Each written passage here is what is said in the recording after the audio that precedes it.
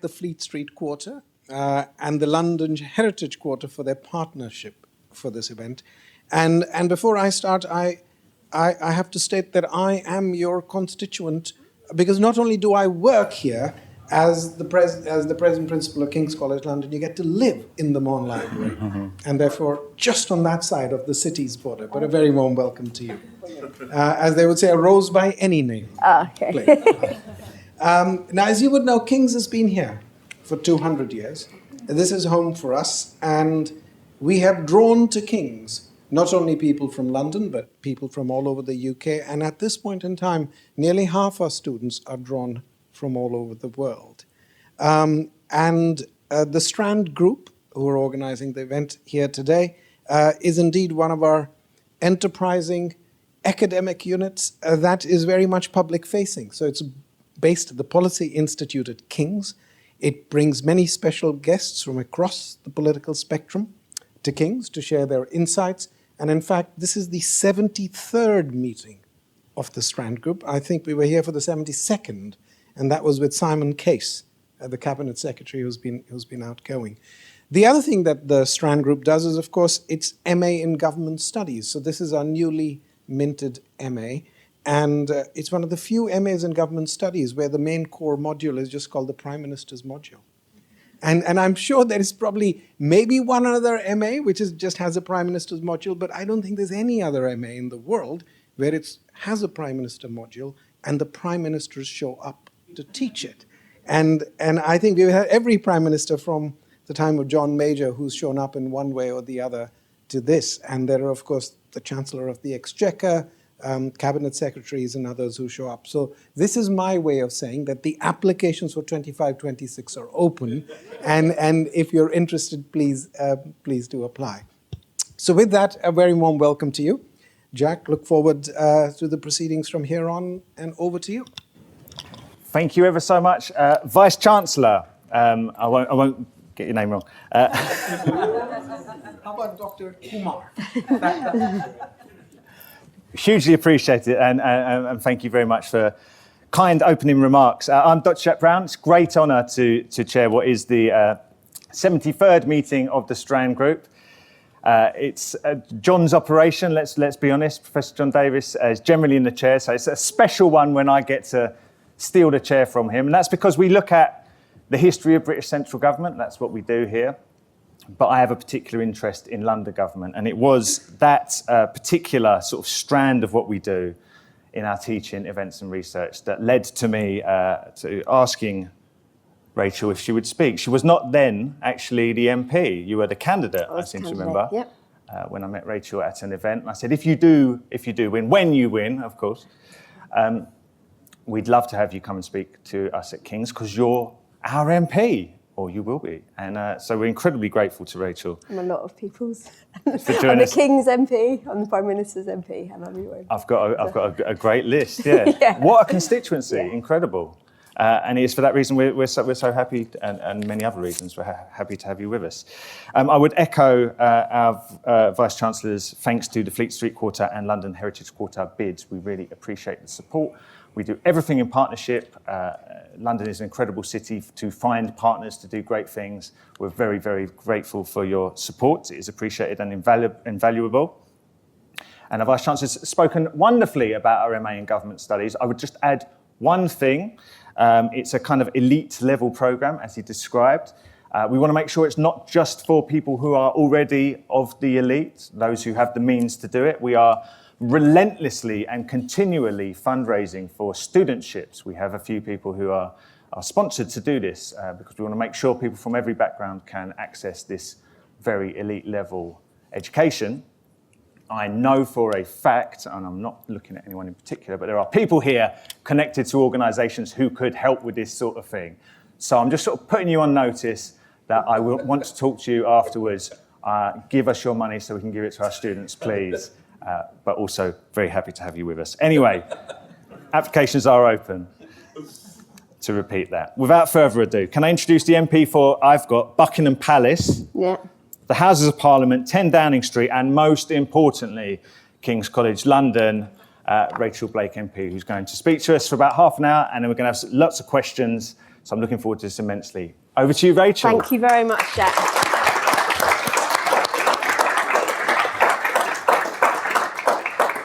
Thank you very much, Jack, and thank you very much, Vice-Chancellor, and thank you very much, John, for this very warm invitation. It's a real honour to be here with you this evening. I can't quite read into what it means to be following a departing permanent secretary as an incoming Member of Parliament, but seeing so many people here in the audience and so many people who know and care so much about London and government, it means a lot to me to have this chance to speak to you this evening. It's a very rare privilege to be a Member of Parliament, and it's unique to represent a constituency as I do. I'm at the very centre, the engine room of the UK's economy, with over 1 million people employed within our boundaries. It's the centre also of some of our most substantial crises. In 2007, the financial crisis started in the City of London, leading to a spike in unemployment, a crash in the housing market, and triggering 15 years of austerity, which only now we're reversing. And the impacts of this are felt in another crisis which we face every day in rough sleeping and homelessness. Westminster alone has over 2,000 people sleeping rough and spends £65 million a year on temporary accommodation, with similar rates in the City of London. And I'm at the heart of UK politics. I'm often described as the Member of Parliament for Parliament, and in many ways, I'm also the Member of Parliament for political protest and demonstrations, whether those be the marches around the conflict in Gaza, strikes by prominent trade unions, or as we saw over the summer, the devastating riots which rocked communities across the country.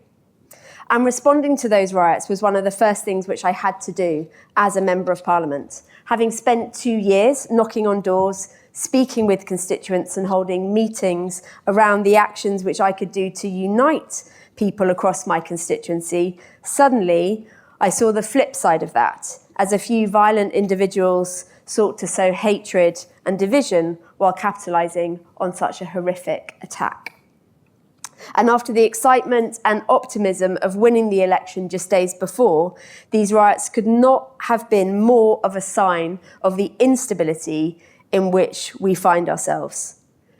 We're now in a world where disinformation can spread like wildfire, and the pace and nimbleness of violence can far exceed the capacity of our public services to respond. In contrast, previous governments have been slow to pass even the most common sense reforms of our public services, with many of the services which people rely on barely fit for the 20th century, let alone the 21st. And so this evening, I will make the case that this new Labour government is delivering change in uncertain times by placing renewal of the social contract at the very heart of our programme, not only because this is crucial for restoring confidence in public services, but also as a vital objective in its own right at a time of such instability. And I will argue that alongside the government's programme, there is a central role for individual politicians like myself, local and national, in restoring faith in democratic processes. Our social contract is in severe need of repair, alongside investment in the rule of law and the power of relationships with our neighbours and our communities. But what do I mean when we talk about a social contract? What was originally described as a tacit contract between the rulers and the ruled has to be updated for the 21st century, where consumers and workers have more mobility, more rights, and more of a voice. The breakdown of this social contract can be seen most clearly in 3 ways. First, our economic social contract is broken when work does not pay.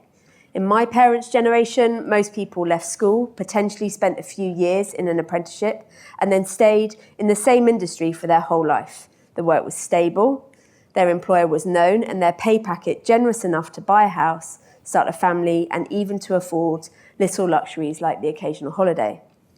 Now, this is clearly not the case, even in households with two working parents. Employment is more precarious, people are expected to change professions multiple times through their working life, and often their boss is a remote entity with little accountability.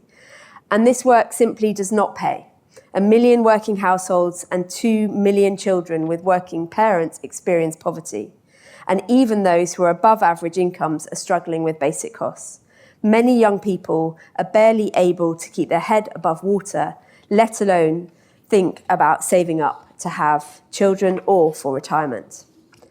And second, our social contract is broken when taxpayers fail to receive value for money from the state. Even 10 or 15 years ago, it would have been imaginable that you could get a GP appointment with relative ease, that you could catch the train relatively affordably on a service that ran on time, and that if you were a victim or a witness of crime, the police would have the capacity to deal with it. But we are so far from this world in 2025, with waiting lists for elective surgery through the roof, policing services struggling to be visible and respond to even the most recordable crimes, and our infrastructure from our trains to our energy and even our water in drastic disrepair. More and more people are turning to private healthcare, and businesses are forced to hire in private security because the state is simply unable to meet their needs as they might expect it to. And third, our democratic social contract is broken down when people feel their voice does not count. Now, of course, there was no era in which Parliament was free of sleaze, or where our electoral system was devoid of interference or manipulation. But also, we cannot deny that trust in our politics is at an all-time low, and that our political processes have failed to catch up with the needs of the 21st century. In an era when people can receive instant communication, our institutions are clunky and unresponsive. In an age where authenticity is key, politicians must be effective, natural communicators, as well as thoughtful legislators in the face of the paradoxical contrast of declining trust in politicians and increasing demand for their services. And at a time when seemingly infinite choice is available to consumers, sometimes even the most basic public services options remain unavailable to citizens. And nowhere in this broken social contract is this clearer than in housing. This is an issue close to my heart, having worked in housing all my working life at a local, sub-regional and national level. There are many crises running through our political and economic system, but the shortage of a decent home in a location close to jobs and services and at an affordable price has to be chief of all. Work does not pay when rents, mortgages and service charges are increasingly unaffordable and when home ownership is a dream for most. Taxpayers fail to see any value for money when our social housing is decimated and when government has sat by and let 150,000 children suffer in temporary accommodation. And our voices go unheard when the people who provide our housing, landlords, freeholders and developers, are unresponsive and unaccountable to the people that live in it.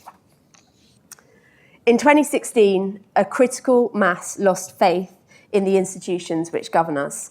And as a country, we voted to take the greatest political and economic risk of my lifetime in leaving the European Union. It was then, curiously, that I decided to run to be a Member of Parliament, to work to restore confidence in democratic processes. 5 years on after Brexit, those who voted for it are not seeing it deliver on what they hoped for. They do not feel free from red tape or regulation, nor that they have the power to effect change in their local area. And those who voted to remain in the European Union can feel unserved by a hard Brexit which failed to respect the close result of this referendum, with their freedom of movement curtailed, new barriers to business, migration criticised rather than recognised as a force that has enriched and strengthened our nation. Even as instability across the world rocks our shores, when our economy looks shaky and a climate emergency continues to loom, repairing this social contract must be our ambition. Because with confidence in the strength of social contract becomes a belief in the power of political change to deliver brighter futures. Easy. So, along with 400 colleagues, I was elected on a manifesto which went some way to repairing this contract. While I understand that there are many in this room tonight who might want government to be going further and faster, and those who worry that it's going too quickly, I'm confident that the foundations that are being laid have the potential to restore this faith in our economic model, our public services, and with politicians. Firstly, we are making work pay. There are 5,000 hospitality businesses in my constituency, and as soon as the Employment Rights Bill comes into law, every barista, every waiter, every kitchen porter in those businesses will have the right to fixed hours if they want them. 1 in every 52 British workers is employed in the City of London. And every one of them will have additional protections against unfair dismissal from day one in their job, even in the city's most powerful institutions. And the retail workers in my constituency, working on the nation's high street, on Oxford Street, will be protected from exploitative fire and rehire practices and will be able to stay in these communities for longer. All of these workers will benefit from an increased minimum wage and from a living wage which for the first time ever will actually reflect the cost of living. And we're helping these people directly with the cost of living, having put an extra £1.8 billion into childcare provision, not to mention rolling out free breakfast clubs so that working families' paychecks are not swallowed up by the basic costs of just getting by. And we have put an extra £1 billion into the Household Support Fund in recognition that times are tough and those who are in the most need have more demands on their resources than ever. And yes, we have raised taxes to do some of this, but we've done so in a way which recognises just how high the tax burden already is on working people, focusing these increases on those with the broadest shoulders, employers and those with assets, rather than simply going for the same old levers of income tax, employee national insurance and VAT. We're fixing public services so that taxpayers feel they're receiving value for money when they contribute into the system. Alongside more funding for our hospitals, our police and our schools, the government is also committed to fundamental reforms in key areas of public service. Step changes are being delivered in the NHS with shifts from hospital to community, treatment to prevention, and analogue to digital. And this week we've seen the impact of that with NHS waiting lists beginning to turn a corner. Policing is being fully established in communities with our new neighbourhood policing guarantee. Last week, I met with residents where they were complaining about the efforts that they had to go to ensure that they had a neighbourhood policing officer assigned to their area. Under the government's plans, this will be guaranteed for every neighbourhood, ensuring that residents have a named individual they can turn to, whether they are a victim or a witness of crime. And the government is reforming the democratic social contract so that citizens' voices truly matter. We're passing legislation that will set an automatic presumption in favour of devolution and giving the ability of mayors to formally request powers for the first time and for it to be up to Whitehall to justify why these cannot be passed down. We're committed to lowering the voting age to 16 to usher in a new era of democratic participation where our children are raised as citizens, and we're simplifying local government structures so that people clearly understand who to go to with each issue, while at the same time filling in the map of devolution that every place can have a metro mayor like Sir Sadiq Khan and Tracy Brabin to stand up for them and to attract investment to their place. As I mentioned, housing is by far the greatest of emergencies that we face, and it is also the area in which the government is acting with great ambition. Real work is being done to address the 4.3 million missing homes with the boldest reforms to the planning system I have seen. And these are not just any homes. The government also has a clear focus on reversing the decades of decline in social housing stock, severely limiting the right to buy, investing in new social homes, and ensuring that any development on grey belt land prioritises affordable housing. The government is also getting a handle on the rough sleeping emergency after a previous government allowed the number of people experiencing rough sleeping to increase more than fourfold. Over £1 billion of new funding has been put into the system with a new focus on prevention and the Deputy Prime Minister chairing a cross-departmental workforce to end rough sleeping for good. And there is also legislation in the works to ensure that people's voices matter in their relations with those who provide their housing. There are 27,000 private renters in my constituency, and when the Renters' Rights Bill received royal assent, they will overnight be protected from arbitrary eviction. They will be able to challenge unfair rent increases and have new accountability for how quickly their landlord must undertake repairs and respond to complaints. My constituency also has among the highest numbers of leaseholders in the country, who the government is also empowering through their programme of reform. In less than 2 weeks, reforms will come into place which will make it easier for leaseholders to take over management of their buildings, to provide accountability from bad managing agents for overcharging them for services and failing to deliver essential repairs. So the government is working at pace to repair the social contract in these key areas. And so what is the role of individual politicians to restore confidence in democracy? Why should we care who legislators are and what they're doing? Because day-to-day representation does really matter. There are hundreds of MPs in the Commons who are engaged in work unconnected with that of the government, but which is still vital for the lives of their constituents and the country at large. So just as repairing the social contract is important to the government, so it is reflected in my work too and that of representatives across the country. This work to repair our social contract is focused in my efforts to fix our economic model by fighting against the dirty money which proliferates in my constituency in particular. As well as being the Member of Parliament for Parliament, I'm the Member of Parliament for Frozen Assets as well. It may be unsurprising to hear that my constituency has far and away the most dirty money laundered through both the City of London and the Westminster property market. Indeed, over half of property bought by shell companies registered in overseas territories can be found in my constituency, owned directly by individuals who have frequently made their wealth from corruption and the abuse of power, skimming money from state procurement contracts or directly acquiring assets and funneling the proceeds of this ill-gotten wealth into our property market. My constituents can feel powerless when the communities which they have lived in for years slowly erode as their building becomes a vehicle for laundered wealth. In central London, we're seeing this with community institutions like the Central YMCA closing its doors, and more pillars of the community like the Prince Charles Cinema under threat from elusive and unaccountable organisations. These institutions have always had to compete against London's residential and business community, but increasingly they're being crowded out, bidding in a rental market against shadowy owners with nigh unlimited funds. Levels of money laundering in London corrode our communities, damaging democracy around the world and block the growth prospects of our capital's economy. And this is something that I have the opportunity to fight against as the co-chair of the all-party parliamentary group for anti-corruption, pushing the government to simplify its enforcement measures against kleptocrats, calling out the opaque practices of overseas territories and working directly with agencies to boost their enforcement efforts. And finally, this work to repair our social contract is focused in my efforts that my constituents have a voice when they feel ignored.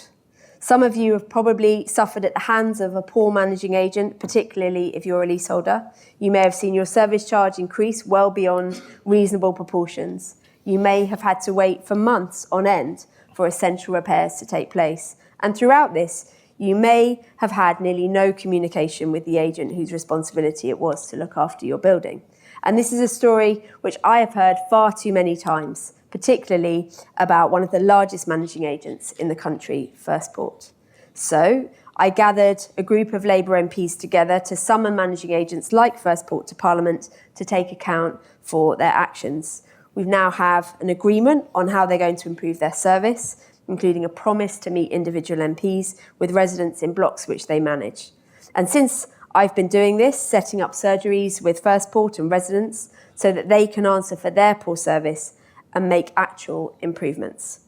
Residents who had not heard from their managing agents for months are writing to me to say that they now have daily communication and the issues which have been unresolved for years are finally being actioned. And this group of MPs is having a real impact. With 119 MPs involved, we are just too shy of the entire Conservative Party in Parliament.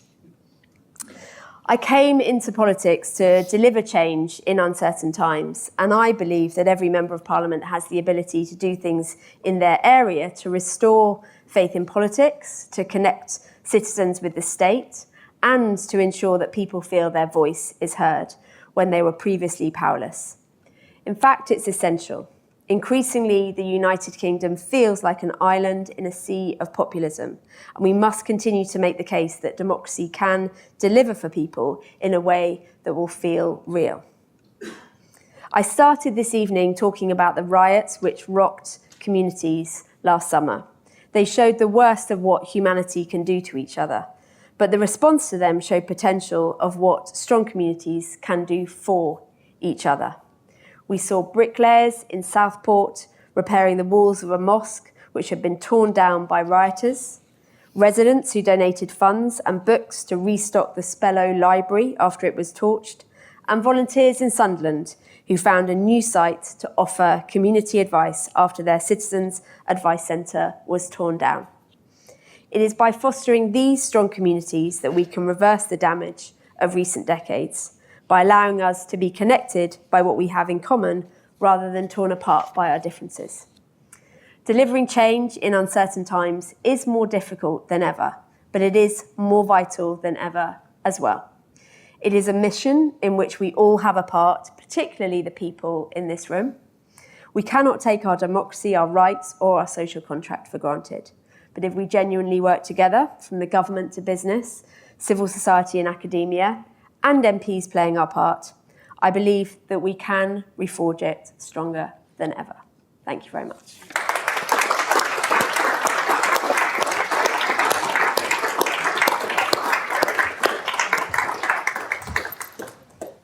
Wow, wonderful. Thank you. I particularly agree with our last line, right? Okay. Everyone in this room coming together to help with that. I'm going to exercise chair's privilege, but I'm sure we've got lots of questions knocking around, so I'm keeping an eye out. But can I start, Rachel? There's a huge amount in there. You're an MP for a really interesting constituency. You called it you're the MP for money laundering, right? I think that was your phrase. Anti-money laundering. I'm the MP for frozen assets. It's quite important. Yeah, quite distinction important there. distinction. Okay. Got to be careful about these things. MP for a disproportionate amount of homelessness, right? Yeah. Westminster is. Yeah. Westminster and the city are both places where more people work Yeah. than the average constituency and don't necessarily live there. It's very unusual. It's to the point of being unique.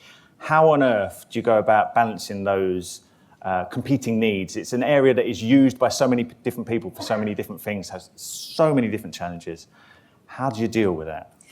Well, you're probably a historian and a student of London as well, so you know that my constituency comprises really quite a lot of villages. You know, I was lucky. If you haven't already been to the Roman Wall at Vine Street, you all should go, because it will teach you exactly how London developed over time. But really, my constituency runs from St John's Wood in the north, the city, Portsoken Ward in the east, all the way to Knightsbridge and Belgravia.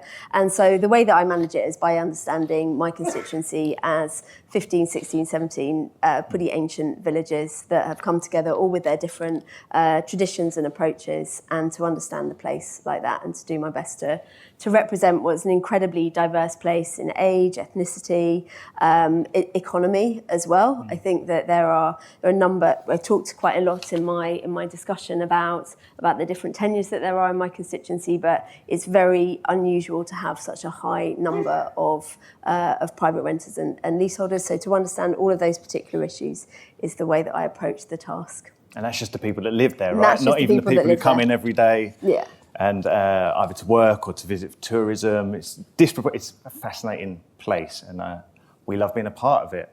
I'm going to open this up to questions from the audience. We have plenty of time. Rachel wants to do loads of questions. We have a question here straight away.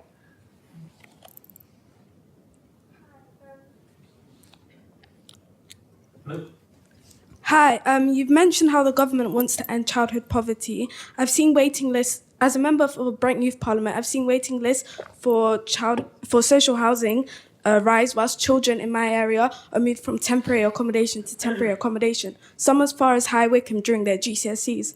So what will you do as Vice-Chancellor and as a member, as an MP, to ensure that all children, the next generation of children, grow up in safe, secure and stable social housing if necessary? Do you want to do one at a time, or shall I? Should we start with one at a time? Sure. We can run through, but were you a member of the Brent Youth Parliament, did you say?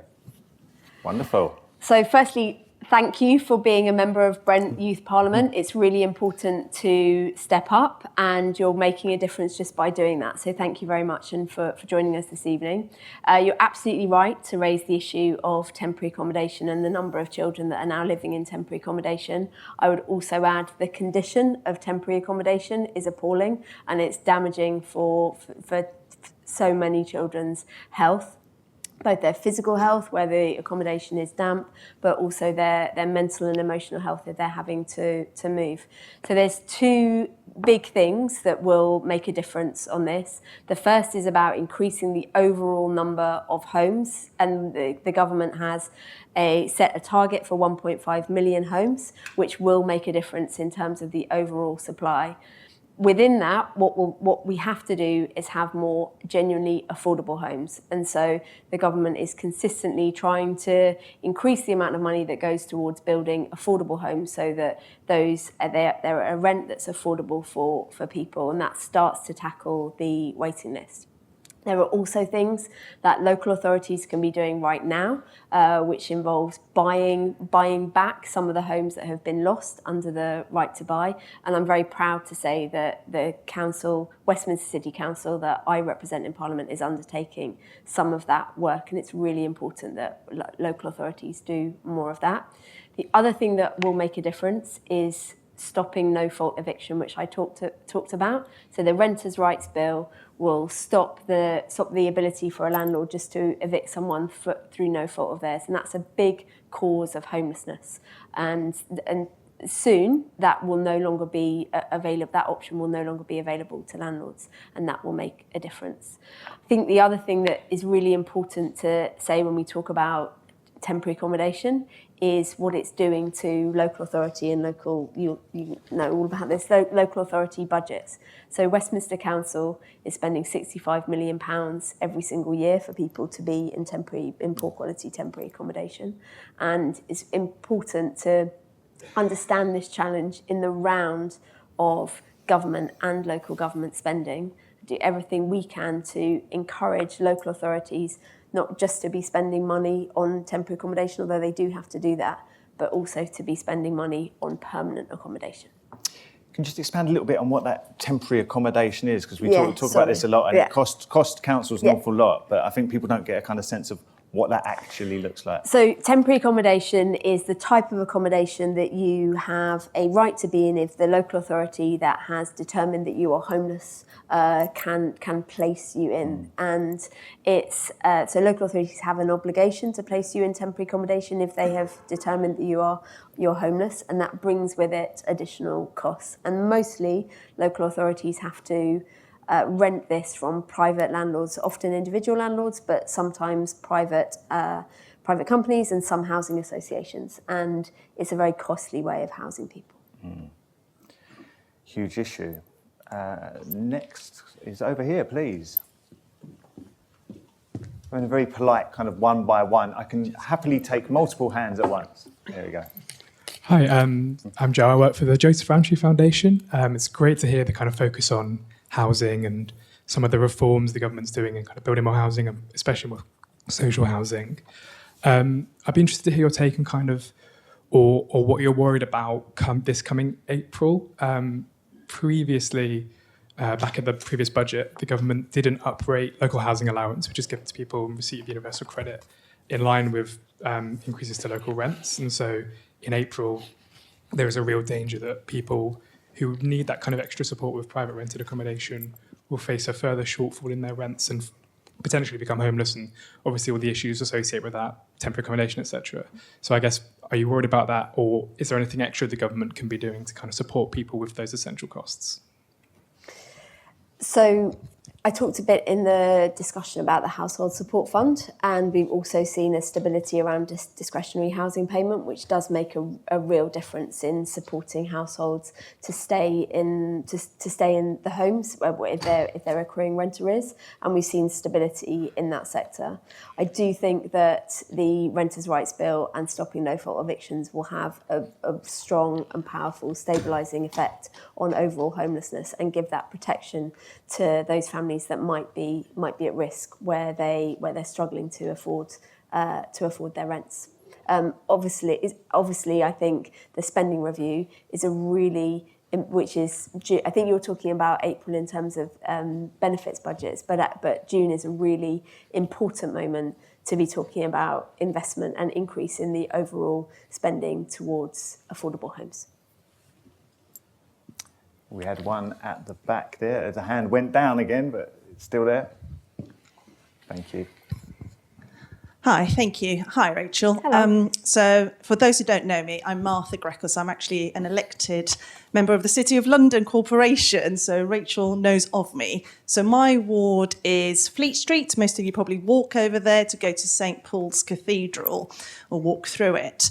And what I want to understand, Rachel, is what's the government's plans, central government's that is, to do with regenerating our high streets. So my main shopping precinct's meant to be Fleet Street.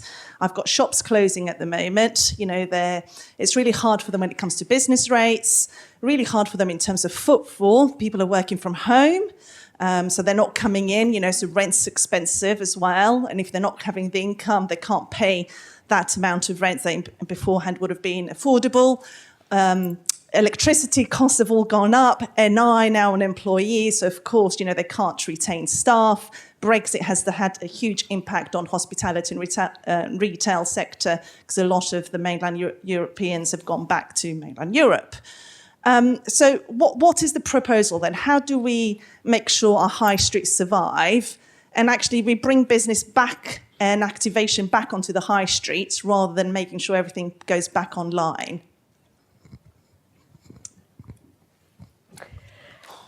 Thank you, Martha. It's lovely to see you here, and we're just minutes away from Martha's ward. So if anybody wants to kind of get to know, it's Castle Baynard. The Castle Baynard ward. You can take a tour on your way home. And I'm really also happy to get a question about high streets from a City of London councillor, because we have such unusual high streets here in the cities of London and Westminster. There's two big things that I think need to change, and then I'd like to say a little bit about some of the work that I'm doing on the Treasury Select Committee.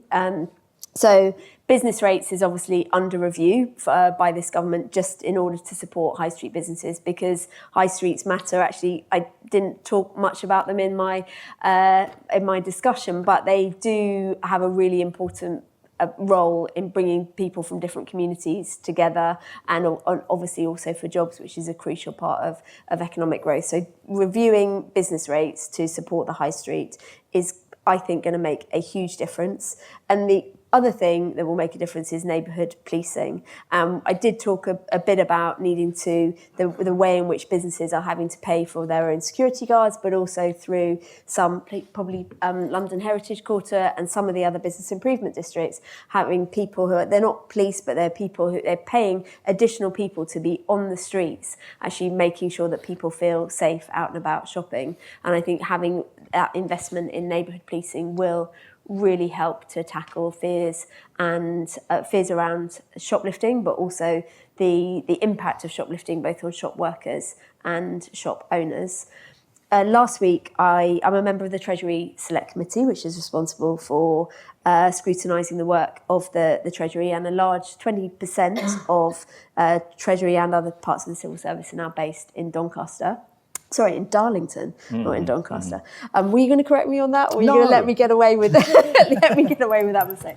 In Darlington. Both lovely places. Both fantastic places, but I was struck by the low footfall in town centres during the middle of the day, and I think that the ability for town centres, and this is a point about devolution, the ability for town centres and local leadership to innovate in town centre uses, whether or not that's encouraging more offices and working spaces in town centres, will make a difference too.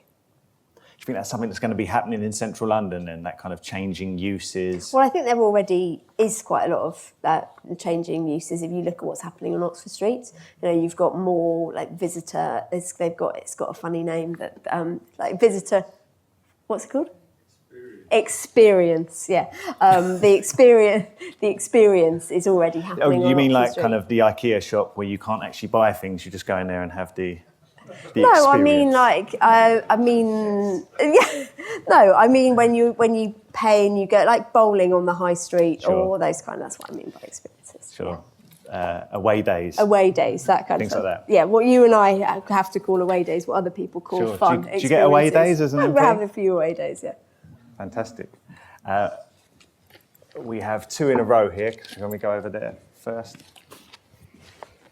Thank you so much. Malcolm from War Studies here at King's. What can be real, and thank you very much, Rachel, for your talk, which was great. What can be realistically done about the kleptocrats and the property issues associated with them in places like London? This is a huge issue, as you know only too well. Okay.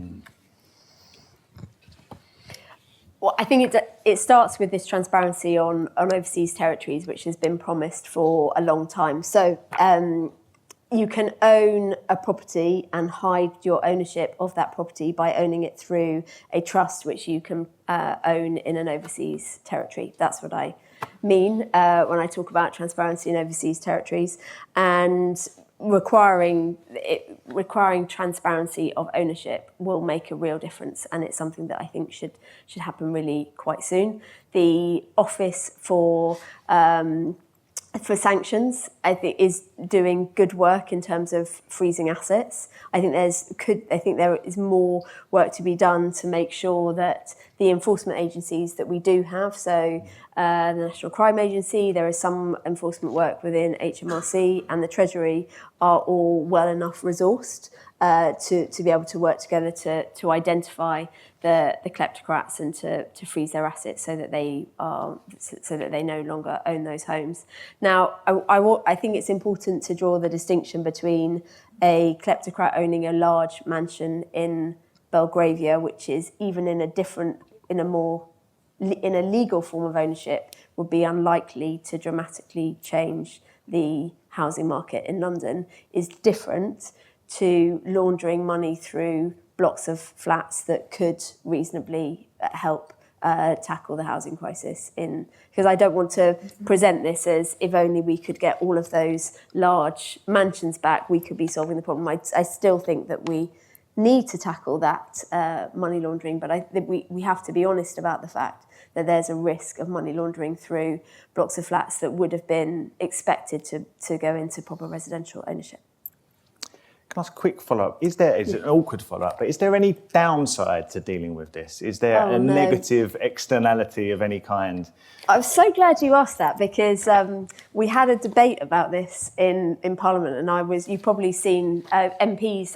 One of the things that I was struck by in Parliament, probably some of you already know this, but there's an awful lot of talking on the benches, so that people are sort of like muttering and giving sort of running commentary if you sit too close to your friends in Parliament. Anyway, we had a debate about frozen assets in Parliament, and there was somebody not from my political party was talking about the risk of capital flight, which I think is one of the possible negative consequences, and that is not something that so that was a risk that has been raised within this debate about freezing assets and clamping down on kleptocrats, that there would be a sense that the UK isn't welcoming, but there's no evidence that has happened.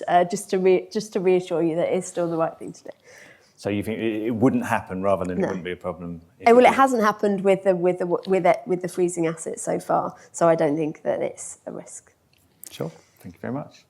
Can we come down here? Can we start with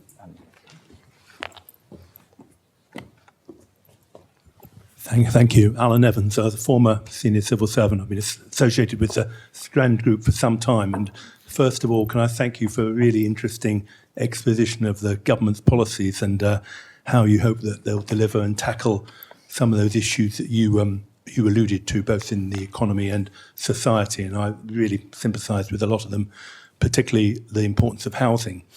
But I do think there is a dilemma which you either ducked or avoided, which I want to sort of ask you about. And that's about the challenges that the government is facing economically. They've inherited the black hole, which all ministers have to talk about. They're borrowing large sums of money. The spending review is coming, and everything I hear from my ex-colleagues is it's about cuts in non-protected departments, unlike perhaps in 1907 when there was lots more money available. And added to that, there is Ukraine and the demand for more money for defence. And at the same time, and this is where the dilemma comes, the government has chosen, wrongly in my view, but that's irrelevant, not to raise any of the big taxation. And no doubt if the Chancellor was here, she would say that the solution is to get growth over the next 4 years. But to cover the need for all those public services that you've talked about requires a level of growth which we've never had in this country in this century. So my question is, what happens if the growth does not arrive and you still have all the demands on social services, but the government cannot meet them financially? Better you than me.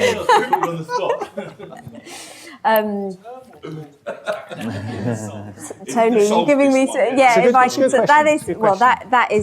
That's clearly the problem the challenge that needs to be solved. And my argument on this is that actually the parts of public service where the government is focusing on around health, the 22 billion in health, and moving towards public health and a community health response is deliberate in terms of getting back on top of the backlog and waiting list, but also creating a healthier society which can support growth. So I think that's very deliberate and worthwhile. You've asked what happens if there isn't the growth that we need for public services. I think that actually the work that is going on in terms of skills and supporting skills and incentivising innovation will get towards the growth that is needed. And I also think that this focus on big infrastructure and the supply chain for infrastructure is an important part of making sure that the growth does happen. Well, if it doesn't, I can't anticipate what the Chancellor's next moves will be. But I do think that the quite deliberate focus on health and infrastructure is enough to make the difference.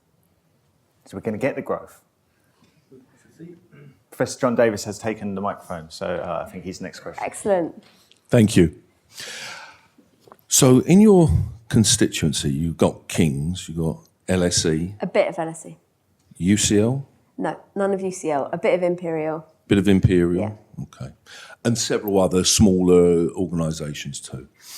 And from the university mission, education, of course, but social justice, economic growth. What is it you can do for universities? What can universities do for you? Great question. I think universities have a really important role in supporting economic growth, particularly in terms of the relationship with business and innovation. And I think that there is. I'm encouraged by the relationships that there are at the moment, but I think there is more to do, particularly around life sciences, where there's a big connection for Imperial and Paddington and St Mary's and out along the West London Life Sciences corridor. So I think that's a huge thing that universities can do for growth. Another important role, I think, for universities is challenge around the efficiency and the effectiveness of social and government policy. We've had a degree of we've had some analysis about the long-term impact of the housing shortage in this country, but I think there's more that universities can do to make the case for, well, you don't have to make particular arguments, you can do your academic research, but to understand that. And then but it also in government departments, I think you spend a lot of time, you've got your central government course, but also looking at the impact of devolution, I think it's an important area of work for universities to focus on. There is a very good module on the history of London government, actually, which is available on the MA Government Studies. Applications but do you do are now the open. history of Manchester government, or do you leave that to the University of No, Manchester? we do a little bit, but relatively new for us. London government goes back maybe 2,000 years. Great. Let's not go there. I'm not trying to diss anyone else. You're not on friend-making mode with the University of Manchester or the University of Liverpool? No, look, I personally think devolution means that we've got a lot to learn from one another. And actually, Greater Manchester and West Midlands are slightly ahead in some areas. Manchester's got powers over health that London doesn't have. So absolutely, it's something that needs to be studied and understood. Absolutely. No rivalry, no hostility there at all. Huge amount to be learned. Devolution is really important. I said we'd come over here. There was a question.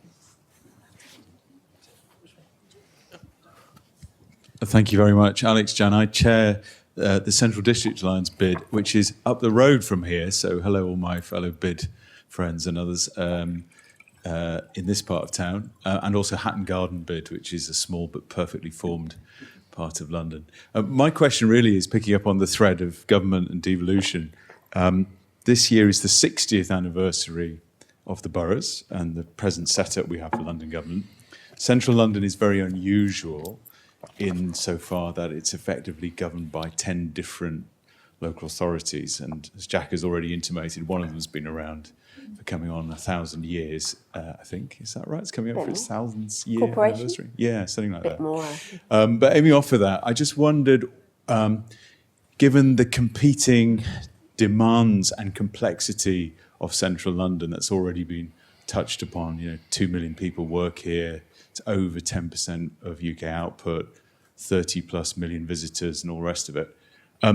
Is now a good time for us to be thinking about how we might want to adapt, strengthen certain aspects of central London's administrative function and governance, given the challenges that having so many boundaries and lines creates. So, for example, as you know, the police are organised around borough command units, which are normally, I think, paired up. So Westminster is twinned, I think, with K&C or Hammersmith, whereas Camden is twinned with Islington, which means you have an operational line which goes straight through the West End. So that's one example. But it's a very unusual model to have a city governed in this way. Is there any appetite for thinking about how that model could be improved?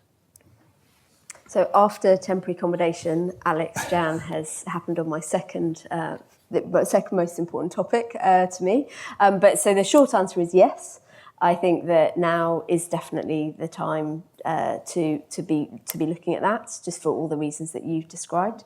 I don't think it's at all straightforward. I do think that a lot of the central London local authorities are already doing their very best to work together quite effectively from a local government perspective. I think the policing issue that so I'll talk about the local government and then I'll come on to the policing.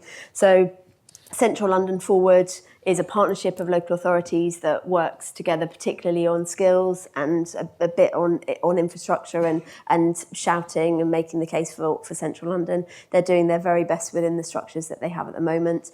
I do think that there is so much efficiency that could if we could get local authorities working together more effectively just on some of their services.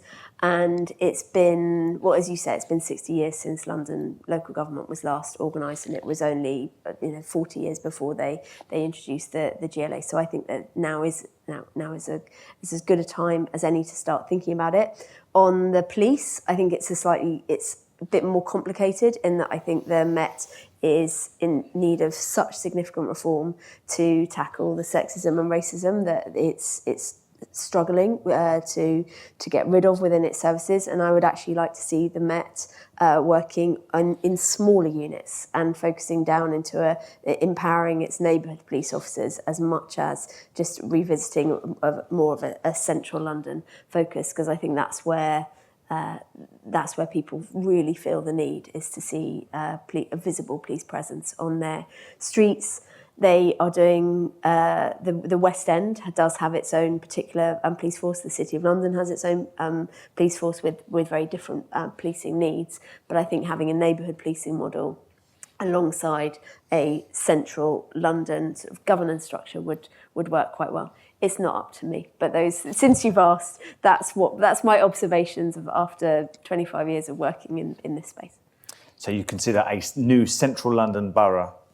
I don't know whether it would have to be a borough Similar. but something where central London authorities are working more closely together. It would certainly help with procuring temporary accommodation. You'd be able to buy it for less. What would we call it? I don't know what we would call it. So that's when you'd start. In order to achieve this, you'd have to build alliances, and starting to name things is often the point at which people start falling out. So I would leave that. I would leave that to the last bit. I'm sure that's partly why I asked. Can we come over to just the second row? Second row, please. Thank you, Rachel. Hello. This is brilliant, hilarious, great to see you. You look very happy. It's lovely to see you in this role. So thank you for what you've done and what you've set out tonight. You gave us a laundry list, not a laundered list, but a laundry list of the challenges that you are facing as government, as an MP. And you can add all sorts of things into that, technological change and a whole host of things that are going on, which has got nothing to do with government as such, but has an impact on the world we live in and the world we govern. And you are governing, and local authority leaders and ward councillors are governing. You touched on different types of leadership, and we've wandered onto it in the Q&A a moment ago. Leaders are so critical at this time. More than ever, we need the right type of leadership. Thinking to what you are now as a leader and what you were when you were at Tower Hamlets as a leader, what would you like to see happen in our future leadership? What does that look like for you? How might we get there? And how can Jack and his colleagues help you achieve that, please? Thank you. So I should have said this much earlier. Name and affiliation, please. Oh, I'm so sorry. I was just so happy to say hello to Rachel. It's Patricia Brown, and I used to run Central London Partnership, which was a precursor to Central London Forward, and still have the scars of coordinating London boroughs and Central London activities.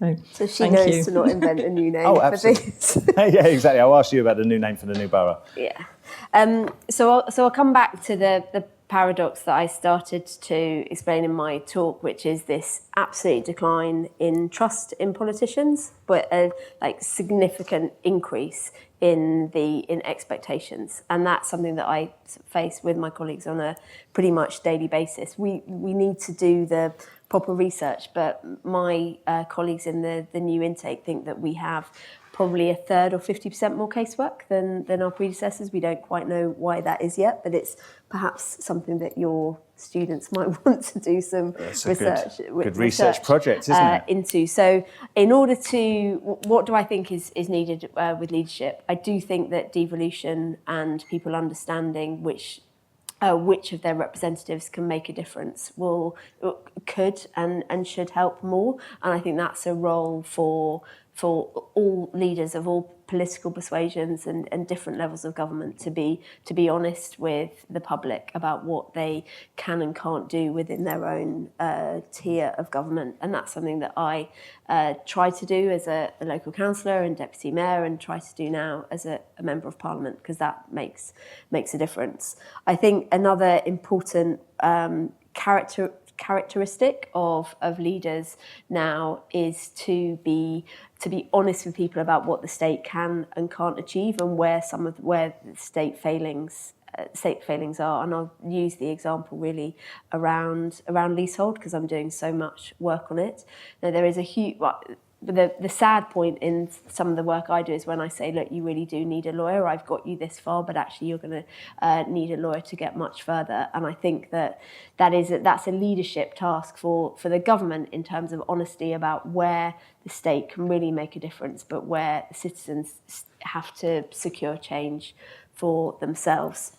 In terms of what you can do about this, Jack, probably some of that work on government delivery and delivering change is where you can help in scrutinising what governments can do better around delivery, but also in recognising what different types of representatives can best achieve in different tiers of government would make a difference to. It just so happens. Do you cover that? Complete coincidence, Rachel. But actually, I have the sort of world expert on delivery in government, who's one of my colleagues, who was also going to ask a question. So okay, excellent. I think I should introduce them now. Dr. Michelle Clement, who can introduce herself, of course. Oh, yeah. I'm Michelle Clement, part of the Strand Group team, and have a book coming out on the art of delivery very soon about the Prime Minister's delivery unit and Sir Michael Barber. My question related to that is, in your months as an MP so far, have you faced any blocks to delivery, any blocks in the system, and have you been able to resolve them? And if so, how? Because it sounds like you've gone super speed. You're doing so much, you're across so much, so you must have experienced some blocks. Yes, but to choose, I guess one example is. I think that there are issues around like infrastructure delivery. I think is where there is a issue around delivery because you've got so many different actors in that particular space, and that's an area where I hope that organisations like what you do and other parts of government are pretty laser focused on tackling. So take the example around flood protection. That's something that is going to take an awful number of different government actors to come together. Again, it's not something that you spend an awful lot of time focused on unless there has been a particular flood. But that's something that I have come across, and the barriers are the number of different government departments that are involved in it, which I'm sure you know from being a world expert on the topic. You have now been introduced. And just very quickly, you said the casework was up. Yeah. And you and a number of your colleagues, you're talking London-wide, nationwide? All the new intake. The new intake. About that's what we estimate. That's what we've anecdotally think it's a third to 50% up. I understand it's completely anecdotal, but have you any suspicion as to why that is? Obviously, it's for us to test and to find out. I think a theory to test would be the expectation of new members of parliament, so a sort of a suppressed demand, an unarticulated demand prior to the 2024 election. So and then people waiting to get in touch with their new member of parliament, right. And then level of expectation with the new government as well. I think are the two. These are our theories, which I hope you'll test out in some research that you could ask your students. Many of our students are here. They are wonderful. There you go. So we'll do our best. Wow, look at all these hands. Fantastic. Livened right up. Can we go to the lady over here, please? So it's in green. Hi, my name's Harriet Schoen. I'm currently of Creators Group, previously LCA. I've spent the last several years working with local authorities and other public sector bodies to support them to navigate the planning system and also help them to bring communities on the journey towards delivering housing, amongst other things. One thing I've noticed, and I could talk all day about why local authorities don't deliver housing at the pace they would like to, but one thing I've noticed is a culture of risk aversion and of not thinking outside the box. And I think that seems to be, looking across Europe, almost a uniquely British cultural problem. Actually, there's a real lack of interest in testing new ideas and a fear, I think, of failure, because failure would cost so much when there's so little available. I would like to ask two questions. One is, what is your personal philosophy on risk as a leader? And two, what do you think the government can do to try and foster a more creative culture of sort of sensitive and thought through risk taking at the local level to aid delivery?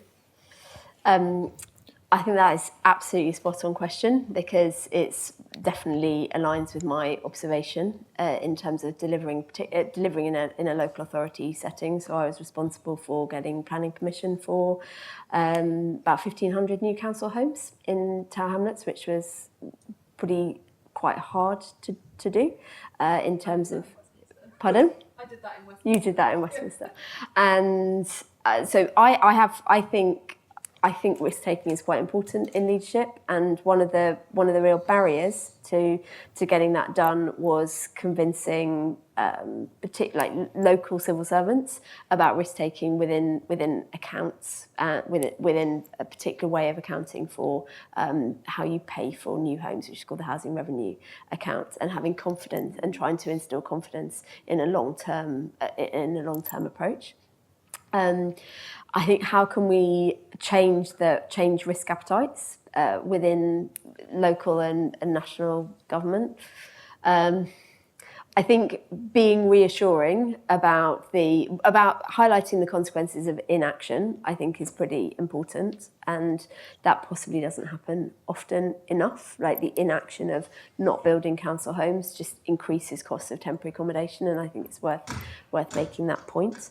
And making sure to overcome risky behaviour, I think there is also, you need to give confidence at a staff level. So give confidence to staff members about the consequence, like making mistakes and failure, and balancing those out with making mistakes of not doing something can be just as damaging.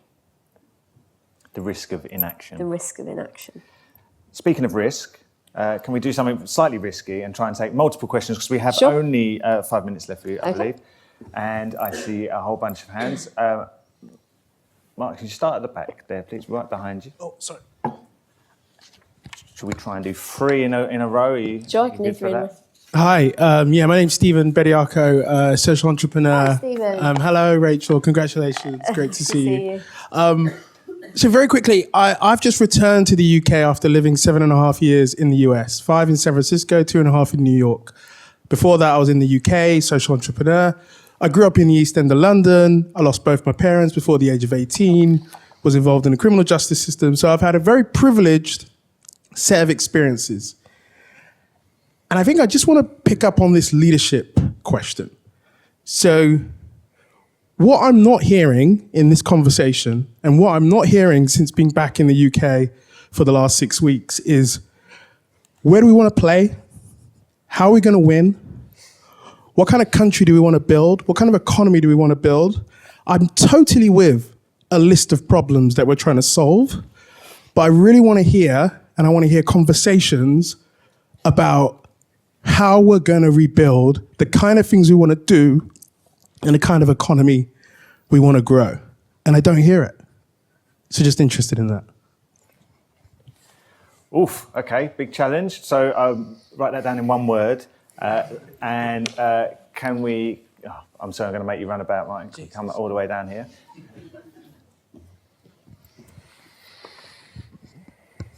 Thank you. I'm Benjamin Evans. I'm the Deputy Editor-in-Chief of the student newspaper here at King's, Raw News. Nearly 2 years ago, I interviewed Rachel as the candidate for Westminster. Was it 2 years ago? Summer, I think. Yeah, I did Nikki Aiken and Yeah, Rachel. I think it was. And so what I want to do is to follow up on that. Oh, no. How has your life changed since then? Okay. What has been the best thing about becoming an MP, the best surprise? Yeah. And has there been anything that you didn't expect that's been a bit of a challenge? I thought you were just going to read out some of my answers that I already had failed to deliver on, which would have been You said... You said, day one. Yeah, okay. Do we have anyone here who is not a personal friend of Rachel's? I'm going to make you answer this one right at the back here, because the hand shot up in a way that suggested they might be actively hostile. This might actually be somebody that I know as well. Okay. You've got a lot of friends. What can we say? It's not hostile, I can promise you that. My name is Andrew Murray. I'm a constituent of Andrew. Rachel from Soho, and that's my sole reason for being here. I'm not academic, not political party or anything like that. Labour have been a breath of fresh air in Westminster since taking over the local council and with Rachel as MP, but I think they're running into a little bit of trouble. We haven't really talked much about democratic contract and trust and that sort of thing. I was going to ask, do you think London's over-centralised? But I'm going to give that one a miss for a minute. What I want to ask your position on is the clash between local democracy in Westminster and the mayor over Oxford Street, because that is critical. And whatever policymakers and deliverers want to do, I think citizens know where they stand. Yeah. And I think we'd probably like to know where our MP stands. So not actively hostile, but it's got a slight edge to it, I think. Okay, I think we can only probably do for. Did I see a student here? Shall I just be really okay? Let's quick go for Stephen? the free. 'Cause we do have to wrap up soon, sorry. I think that a future economy is more cooperative, and I think that we have to start tackling some of the connection and democracy within our economy. That's where we need to be going, and that does link to the points I make about property ownership and transparency for leaseholders, and I think that's pretty crucial for confidence in the economy. Ben, in terms of, there's a lot to share about what is really good about being an MP, but being able to galvanise people around a particular cause is a really great thing about being an MP, and also being able to have a say and articulate the say of your constituents as well on particular issues is a really great part of being an MP. Andrew, on the MDC, I think that the works, the intentions around Oxford Street don't. I don't think they necessarily need an MDC. I'll just say it would be it's true. I don't think they necessarily need there to be an MDC. I think there probably will be an MDC, and I think that there should be as much possible local and citizen, both local elected representation on the governance of the MDC, and citizen involvement in the MDC going forward in terms of the structure. And I think that's something that I've been really honest and open with both Westminster City Council and the GLA about, in terms of how that particular it's called a mayoral development corporation. Yes. And it's something that mayors set up to deliver to do development, and it's the intention at the moment is for there to be what's called a mayoral development corporation, will determine particular types of developments along Oxford Street with a view to pedestrianising Oxford Street, and this is likely to have an impact on Soho, Fitzrovia, Marylebone, the whole centre of London, and that's what Andrew's asking me about. And those are my views. I don't think that you need an MDC to deliver change. I think Westminster we're doing pretty well, but I do want to be honest with you that I think there probably will be one, and I'm making the strongest case that I possibly can so that there's as broad a representation of citizens and also local councillors on it. I said we're big fans of devolution. There's always a question about where you devolve to, right? And this is where the needs clash. It's really deeply fascinating stuff to a geek like me. Yeah, absolutely. I guess the only thing that, I'm sorry we've run out of time. The only thing that remains to say is I hope you'll join us, but we have drinks at the back, courtesy of our partners in Fleet Street Quarter and London Heritage Quarter. Thank you to them again. But most of all, thank you so much, Rachel Blake, MP. Thank you very much.